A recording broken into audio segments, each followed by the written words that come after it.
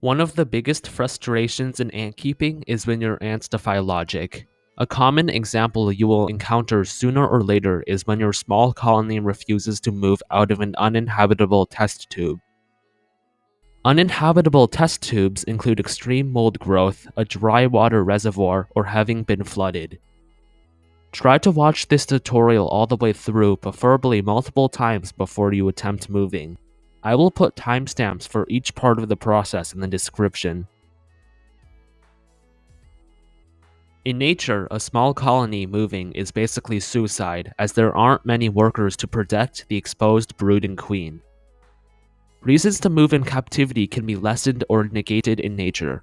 In the wilderness, mold is less of a problem. Wild ants live in substrate, think dirt or sand, so they can use it to cover the mold, suffocating it. In addition, there are creatures that break down the ant's garbage or the mold itself. Before I describe the process of moving small colonies manually, there are some facts that you need to keep in mind. The process works better with colonies of large ants in small numbers than medium colonies of small ants. Obviously, manually moving small colonies is extremely stressful for the ants, so I tried to move less sensitive species. So think Camponotus pennsylvanicus or Camponotus chromaeodes. I keep Formica subceracea, which are also large ants, but they are very sensitive. I only moved to this colony after the queen stopped producing brood before hibernation and all of the eggs developed into workers. One final consideration is that this process requires a great deal of hand-eye coordination and muscle control, because ants are delicate. Right now, I am moving my carpenter ants before hibernation, so there is an added bonus of them being slightly less active.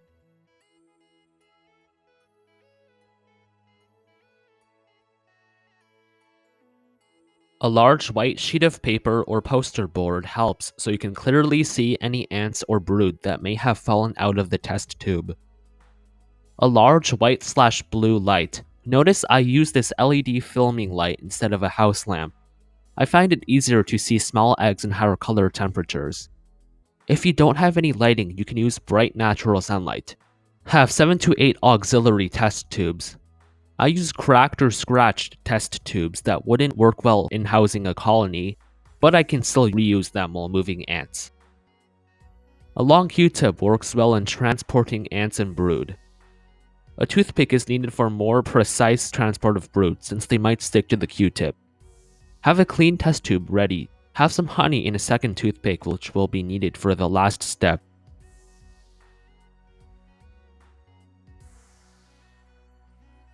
Separate the workers and the queen. The workers are very fast and will be infuriated that you are prodding into their home.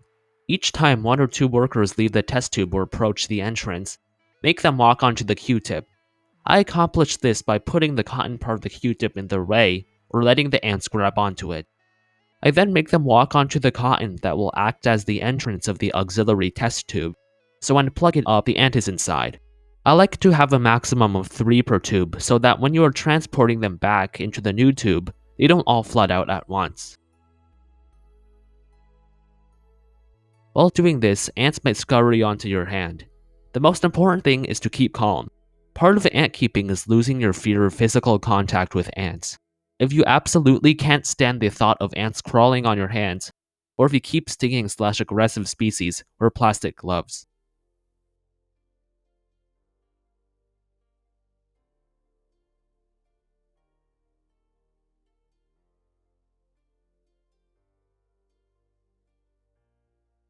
When all of the workers are contained, the next step is to transport the queen.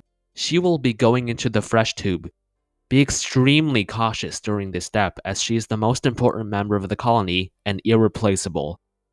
You can use the same trick for transporting workers with her, just make sure to be very gentle.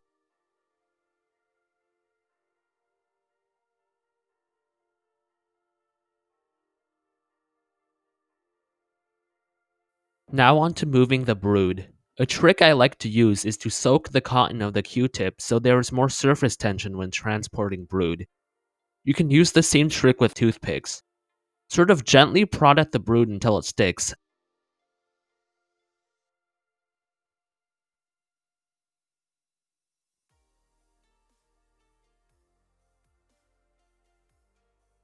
and then roll it gently onto the side of the fresh tube, the one housing the queen.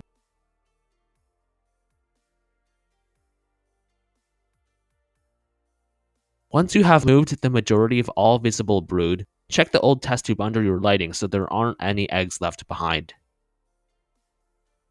Use another toothpick to dab some honey onto the new test tube.